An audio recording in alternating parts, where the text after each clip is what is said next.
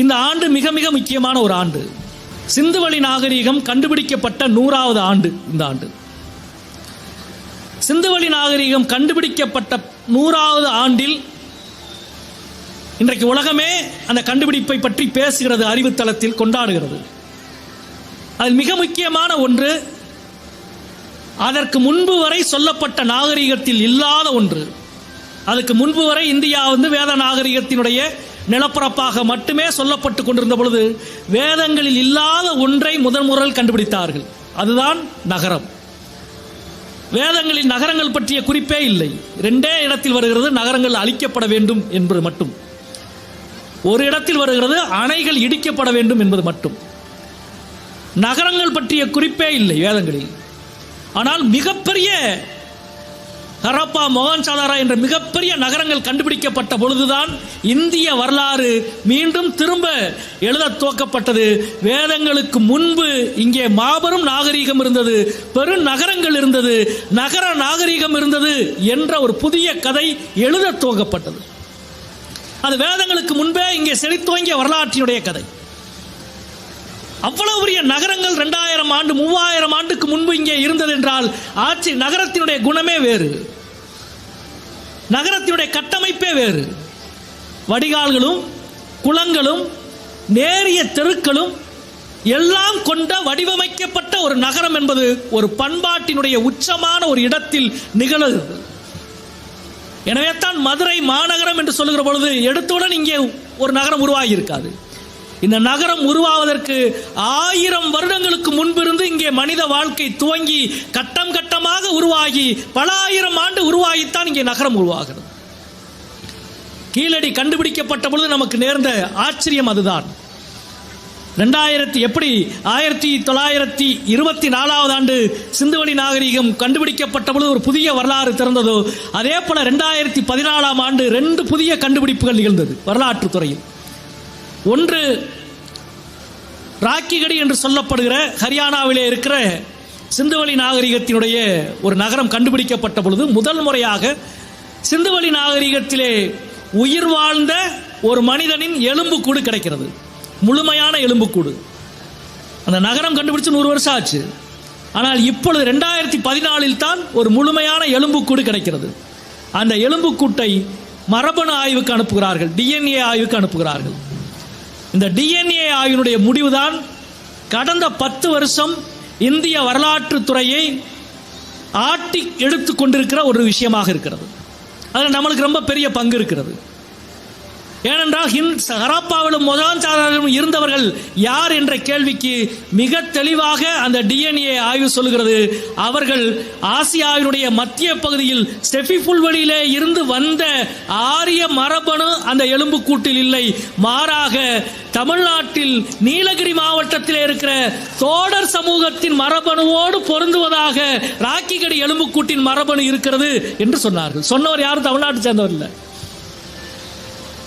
ராக்கிகடியில் 3000-4000 வருஷத்துக்கு முன்னால் வாழ்ந்த சிந்துவெளி மனிதனுடைய மரபணு யாரோடு பொருந்துகிறது என்றால் தமிழ்நாட்டிலே இருக்கிற நீலகிரி மாவட்டத்திலே இருக்கிற பழங்குடி மனிதனுடைய மரபணுவோடு, இன்றைக்கு வாழ்ந்து கொண்டிருக்கிற பழங்குடி மனிதனுடைய மரபணுவோடு பொருந்துகிறது. இந்திய நிலப்பரப்பு முழுவதும் 3000 ஆண்டுகளாக வாழ்ந்த பூர்வகுடிகள் யார் என்ற கேள்விக்கு மிக மிக முக்கியமான ஒரு பதிலை அது சொல்லுகிறது. இதை ஏற்க மறுத்துத்தான் பல விவாதங்கள் நடந்து கொண்டிருக்கிறது. இந்த 2014 ஆண்டு ராக்கிகடி கண்டுபிடிக்கப்பட்ட அதே வாரம்தான் தமிழ்நாட்டில் தென்கோடியில் மதுரைக்கு பக்கத்தில் கீழடி என்ற ஒரு ஊரிலே ஒரு பழைய நகரம் கண்டுபிடிக்கப்படுகிறது. 3000 வருடங்களுக்கு முன்பு, இதுவரை 2000 ஆண்டு என்று தமிழுக்கு சொல்லிக் கொண்டிருந்த எழுத்தின் வரலாற்றை 800 ஆண்டுகள் தள்ளி கொண்டு போய் 3000 ஆண்டு என்று சொல்ல வைத்த பெருமை கீழடி அகழாய்வை சார்கிறது, நம்முடைய முயற்சிகளை சார்ந்தது. இவ்வளவு பெரிய நகரம் கீழடி. 20,000க்கு மேற்பட்ட தொல்பொருட்கள் கண்டுபிடிச்சாச்சு. வீதிகள், வீடுகள், கட்டடங்கள், கலைப்பொருட்கள், நூற்றுக்கணக்கான கலைப்பொருட்கள். இதெல்லாம் ஒரு பெரிய நாகரிகத்தை பற்றி பேசுகிறது, நகரத்தை பற்றி பேசுகிறது. இவ்வளவு பெரிய நகரமான மாமதுரையை பற்றி இவ்வளவு இலக்கியங்கள் இருக்கிற பொழுது பக்கத்திலே இருக்கிற ஒரு நகரம் இவ்வளவு செழிப்பாக இருக்கிறது என்றால் அந்த நகரத்தை பற்றி, அந்த நகரத்துக்கு என்ன பெயர் தெரியாது. அதுதான் மதுரையா தெரியாது, இருக்கலாம். அல்லது மதுரைக்கு பக்கத்தில் இருக்கிற இன்னொரு நகரமா இருக்கலாம். இதெல்லாம் கேள்விகள் தான். கீழடியில் இருக்கிற 2 பெரிய மேடு, மண் புதை மேடு. ஒரு மேடு 124 ஏக்கர், இன்னொரு மேடு 90 ஏக்கர். ரெண்டும் சேர்த்தா 215 ஏக்கர், 210 ஏக்கர். இந்த 210 ஏக்கர்ல இப்ப வரைக்கும் ஆய்வு பண்ணது 10% கூட கிடையாது. 10% ஆய்வு கூட இதுவரை நடக்கவில்லை. ஆனால் ஒவ்வொரு கண்டுபிடிப்பும் ஒரு பெரிய வியப்பு தான். நண்பர்களே, நாம் திறந்த மனதோடு இருக்க வேண்டும். நாம் நிற்கிற நிலம் பல ஆயிரம் ஆண்டுகள் நம்முடைய முன்னோர்களால், வரலாற்றாளர்களால், சிந்தனையாளர்களால், மனிதர்களால் செழுமைப்படுத்தி செழுமைப்படுத்தி செழுமைப்படுத்தி கட்டமைக்கப்பட்ட ஒரு நிலத்தின் மீது நிற்கிறோம். புதிய கண்டுபிடிப்பு வந்தால் அதை ஏற்றுக்கொள்ளுகிற அறிவியல் மனப்பான்மையோடு பகுத்தறிவோடு நாம் இருக்க வேண்டும் என்பதுதான் நமக்கு முன்னோர்கள் சொல்லிக் கொடுத்தது. ஒரு நகரத்தினுடைய வரலாற்றை எந்த புள்ளியிலே இருந்து ஆரம்பித்து ஒரு நகரத்தின் கதையை கற்றுக்கொள்வது ஆச்சரியம். எனக்கு சித்திரை வீதி, மாசி வீதி என்று ஆடி வீதி, இந்த பெயர் எப்பொழுது வந்தது, எப்பொழுது வைக்கப்பட்டிருக்கும்? இந்த பெயரை பற்றிய முதல் குறிப்பு 1800களில் கிடைக்கிறது. அதற்கு முன்பு 700களிலோ அதுக்கு முன்போ இப்படி ஒரு வீதி, இந்த வீதிக்கு சித்திரை வீதி, மாசி வீதி, ஆடி வீதி என்று இருப்பதற்கான குறிப்புகள் எதுவும் இல்லை. 1800களினுடைய நடுப்பகுதியில் தான் இந்த வீதிகளினுடைய பெயர்கள் எல்லாம் வருகிறது. ஒரு நகரம் தமிழ் சார்ந்த அடையாளத்தை விடாமல் மீண்டும் மீண்டும் தனக்கு அணிவித்துக் கொண்டே இருந்து அழகு பார்க்கிற நகரமாக மதுரை இருப்பதுதான் நம்முடைய எல்லாருடைய பெருமையும். 800களில் வைக்கப்பட்ட பெயராக கூட அது இருக்கலாம், முன்னால் வைக்கப்பட்ட பெயராக இருக்கலாம், 800ல் எழுதப்பட்ட பெயராக இருக்கலாம். ஆனால் தான் மீனாட்சி அம்மன் கோவிலுக்கு எவ்வளவோ சிறப்புகள் உண்டு. அதில் மிக முக்கியமான இன்னொரு சிறப்பு, மீனாட்சி அம்மன் கோவிலில் 78 கல்வெட்டுக்கள் இருக்கிறது கோவிலுக்குள். அதில் 77 கல்வெட்டுக்கள் தமிழ் கல்வெட்டுக்கள், ஒரே ஒண்ணுதான் சமஸ்கிருத கல்வெட்டு. இந்தியாவிலே இப்படி ஒரு கோயில் இருக்குமான்னு எனக்கு தெரியல. இந்த மொழியோடு இந்த நிலமும், இந்த மொழியோடு இந்த வாழ்வும் எப்படி கலந்திருக்கிறது. நான் இங்கே 3 மிக முக்கியமான நூல்களை பற்றி சொல்ல வேண்டும் என்று இந்த நேரத்திலே நினைக்கின்றேன். குறிப்பாக உங்கள் எல்லாருக்கும் தெரியும், மீனாட்சி அம்மன் கோவில், திருப்பரங்குன்றம் கோவில், அழகர் கோவில், இது 3னுடைய இந்த கோவில்களுடைய வயது எவ்வளவு இருக்கும் தெரியாது. கோபுரத்துக்கு வேணா வயசு சொல்லலாம், ஏன்னா கோபுரத்தை கட்டியவர், கொடை வழங்கியவருடைய கல்வெட்டுகள் இருக்கிறது. ஆனால் இங்கே கோவில்கள் எப்பொழுது உருவாகி இருக்கும் தெரியல. சங்க இலக்கியத்தில் திருப்பரங்குன்றம் கோவிலை பற்றி வருகிற குறிப்பில் தான் ஓவியத்தை பற்றிய குறிப்பு வருகிறது. ஓவியத்தை பற்றிய முதல் ரெஃபரன்ஸ் குறிப்பு திருப்பரங்குன்றம் கோவிலில் வரையப்பட்ட ஓவியத்தை பற்றி பேசுகிறது. அந்த ஓவியம் என்ன அப்படின்னா, அகலியைக்கு சாபம் தீர்த்த கதையை சொல்கிற ஓவியம். இந்த கோவில்கள் எத்தனை ஆயிரம் ஆண்டுகளாக இருக்கிறது.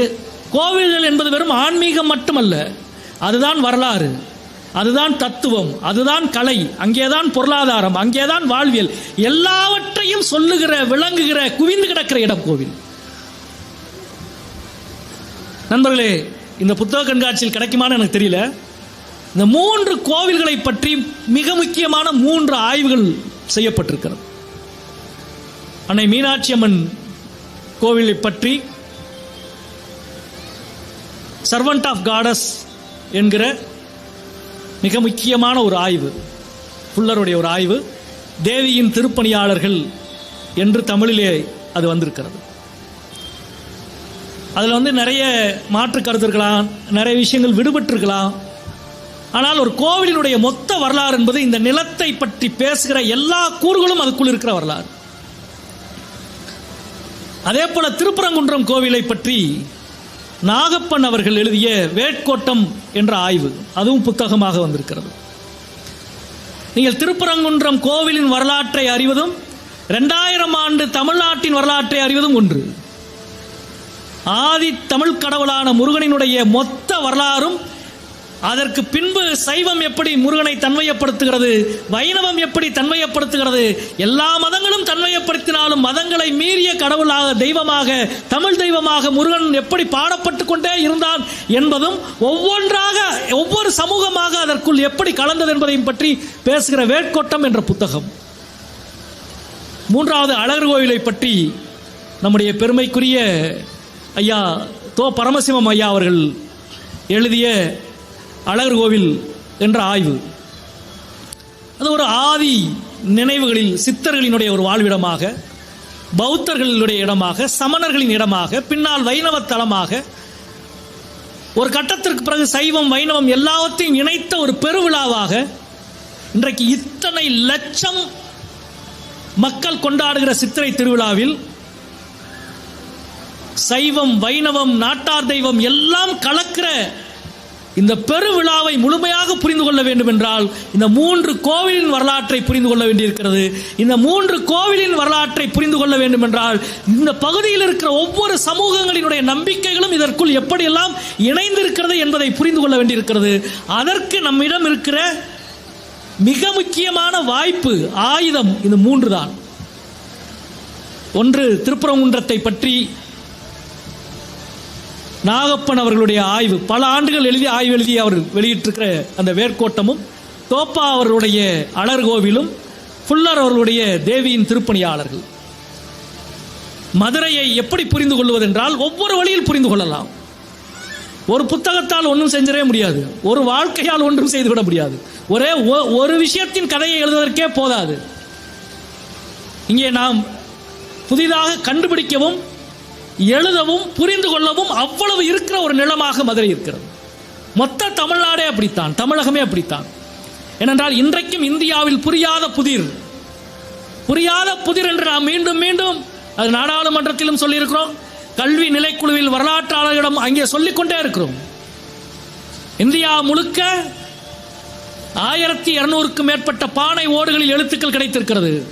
அது தமிழ்நாட்டில்தான் கிடைத்திருக்கிறது. 1200 பானை ஓடுகளில் எழுத்துக்கள். 100 கல்வெட்டுகள், பிராமி மொழி கல்வெட்டுகள், 100 கல்வெட்டுகள் தமிழ்நாட்டில் கிடைத்திருக்கிறது. 20 நாணயங்கள் கிடைத்திருக்கிறது. 10 முத்திரை மோதிரங்கள் கிடைத்திருக்கிறது.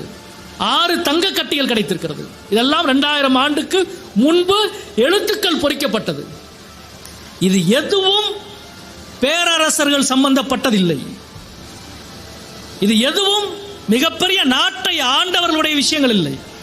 1200 பானை ஓடுகளில், 100 கல்வெட்டுகளில், 20 நாணயங்களில், 10 முத்திரை மோதிரங்களில், 6 தங்க கட்டிகளில் எழுதிய எல்லாமே தனி நபர்கள் தான் எழுதியிருக்கிறார்களே ஒழிய சாமானிய மக்கள் எழுதியிருக்கிறார்கள். சாமானிய மக்களிடம் இவ்வளவு எழுத்தறிவு கொண்ட நிலம் இந்தியாவிலேயே தமிழ்நாடு மட்டும்தான், உலகத்திலேயே தமிழ்நாடு மட்டும்தான். இவ்வளவு பெரிய தர்மபுரியிலே ஆரம்பித்து நம்முடைய தாமிரபரணி கரை வரை பானை ஓடுகளில் எழுத்துக்கள் பொறிக்கப்பட்ட 2000 ஆண்டுக்கு முன்பு எழுத்துக்கள் பொறிக்கப்பட்ட எழுத தெரிந்த சமூகமாக இவ்வளவு நீண்ட நிலப்பரப்பில் இருக்கிற இன்னொரு சமூகம் இந்தியாவில் கிடையாது என்பதுதான் நிரூபிக்கப்பட்ட உண்மையாக இருக்கிறது. இது எப்படி நடந்தது? இத்தனை ஆயிரம் மக்களுக்கு மத்தியில் எழுத படிக்க தெரிந்த இந்த எழுத்தறிவு யுகத்தை 2500 ஆண்டுகளுக்கு முன்பு தமிழ் நிலம் எப்படி சாதிக்க முடிந்தது என்பதுதான் கேள்வி. இந்த கேள்வியில் இருந்துதான் நம்முடைய அரசியல் என்ன, நம்முடைய வரலாறு என்ன, நம்முடைய தத்துவ பார்வை என்ன, நம்முடைய சமத்துவ சிந்தனை என்ன என்ற எல்லாமே உருவாகிற அடித்தளம் இதுதான். இந்த அடித்தளத்தில் இன்று இது எப்படி வாய்க்கப்பட்டது? ஏன் கங்கை கரையில் இது நிகழவில்லை? ஏன் இந்தியாவின் எந்த பேரரசிலும் இன்றைக்கும் அசோகர் கல்வெட்டை தவிர பிராமி மொழியில் எழுதப்பட்ட வேற எந்த கல்வெட்டும் இந்தியாவில் கிடையாது. ஆனால் வைகை நதிக்கரையில் ஏறக்குறைய 36 இடங்களுக்கு மேலே இருக்கிறது கல்வெட்டுகள். சாமானியனின் கல்வெட்டு. மதுரையின் பேரை வச்சுட்டு ஒரு வணிகன் எழுதி கொண்டிருக்கிறான், இந்த மதுரைக்கு நான் என்ன தந்திருக்கிறேன் என்று. ஒவ்வொரு கண்டுபிடிப்பும் அவ்வளவு முக்கியமாக இருக்கிறது. ஆனால் அதே நேரத்தில் அந்த கண்டுபிடிப்பை பற்றிய வரலாற்றை தலைமுறையாக ஞாபகப்படுத்தும் நகரமாகவும் இருக்கிறது. யாருமே அதை தொலைத்துவிடவில்லை. சமீபத்திலே கூட நான் கண்டுபிடித்த நான் பார்த்த ஆச்சரியப்பட்ட ஒரு விஷயத்தை கூட எழுதியிருந்தேன்.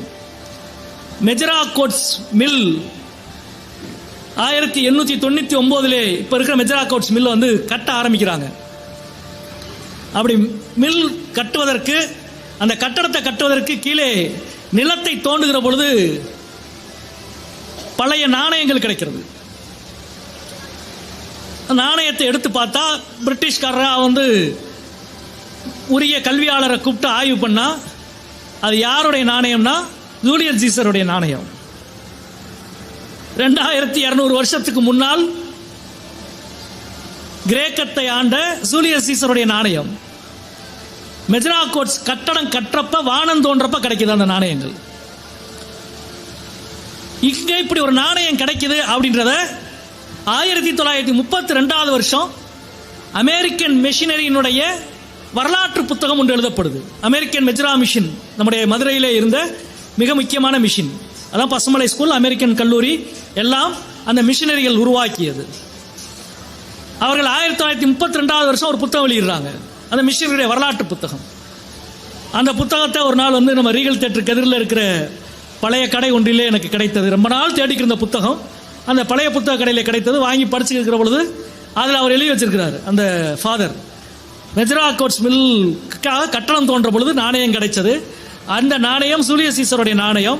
இந்த நாணயம் பத்திரமாக இருக்க வேண்டுமே, பாதுகாப்பாக இருக்க வேண்டுமே என்பதற்காக நாங்கள் அமெரிக்கன் கல்லூரியிலே கொடுத்து இதை பாதுகாக்க சொல்லியிருக்கிறோம் என்று கொடுத்துக்கிறாங்க.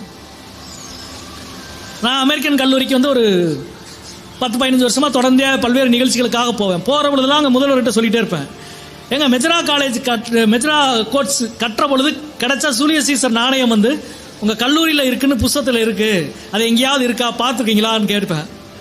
சார் அதெல்லாம் எங்க சார் இருக்கு, எங்க சார் போய் பார்ப்போம் அப்படின்னு சொல்லிட்டு பிரின்சிபால் ரூம்லேயே எங்க எல்லாம் இல்லை சார்ன்னு சொல்லிட்டாங்க. இப்போ போன வருடம் வந்து ஒரு நிகழ்ச்சிக்காக போயிட்டு அவருடைய நூலகத்துக்கு போகலான்னு சொல்லிட்டு மெஜரா அமெரிக்கன் கல்லூரியுடைய நூலகத்துக்கு போகிறேன். நூலகத்தினுடைய கீழ்த்தளத்தை புறம் பார்த்துட்டு மேல் தளத்தில் இந்த மாதிரி கண்ணாடி பேழையில் பழைய பொருட்கள்லாம் வச்சுக்கிறாங்க. போய் அந்த கண்ணாடி பேழையில் பொருட்களை பார்த்துட்டே போகிறேன். இந்த 1932 ஆண்டு புத்தகத்தில் என்ன வாசகம் எழுதப்பட்டிருக்கோ அதே வாசகம் எழுதப்பட்டு மெஜரா கோட்ஸ் மில் வானம் தோண்டுகிற பொழுது கிடைத்த ஜூலியஸ் சீசர் நாணயம் அப்படின்னு போட்டு அப்படியே ஃப்ரேம் பண்ணி அப்படியே இருக்கு. நான் வந்து அந்த கண்ணாடி பெட்டிக்கு முன்னாடி அப்படியே ஒரு 5 நிமிஷம் நின்றுட்டே இருக்கிறேன். அந்த எழுத்து வந்து கூட்டெழுத்துனால பழையனால எழுத்தை மட்டும் உத்து பார்க்குறேன், அதே டெக்ஸ்ட், ஒரு வார்த்தை கூட மாறலை. பிரின்சிபலை கூப்பிட்டு என்ன சார் இங்கே பாருங்க நினைவும் சார் நீங்கள் சொல்கிற பொழுதுலாம் ஏதோ பொய் சொல்கிறீங்க அல்லது ஏதோ ஒன்று சொல்கிறீங்கன்னு நினச்சேன், நெசமாக தான் நீங்கள் சொல்லிக்கிட்டு இருந்தீங்களான்னு. நாங்கள் காலம் பூரா நெசம் தான் சொல்கிறோம், நம்புறதுக்கு தான் பிரச்சனையாக இருக்குது பலருக்கு.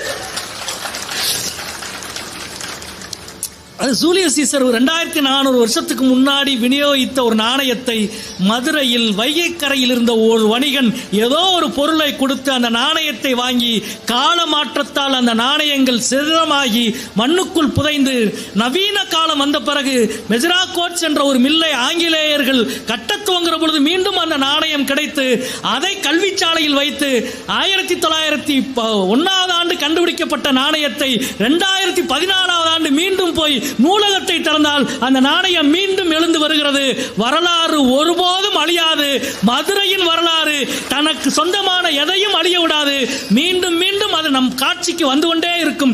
அதை படிக்கவும் பார்க்கவும் புரிந்து கொள்ளவும் பேசவும் தகுதியான மனிதர்களாக நாம் நம்மை தகவைத்துக் கொள்வதுதான் மிக முக்கியம். நாம் நின்று பேசுகிற இந்த மண் குமரகுருபரனும் அல்லது வந்து மகத்தான அறிஞர்களும் எழுத்தாளர்களும் சிந்தனையாளர்களும் உளவிய ஒரு நகரத்தை நேசிப்பது மட்டும்தான் இந்த நகரத்திற்கு நாம் செலுத்துகிற கைமாறு.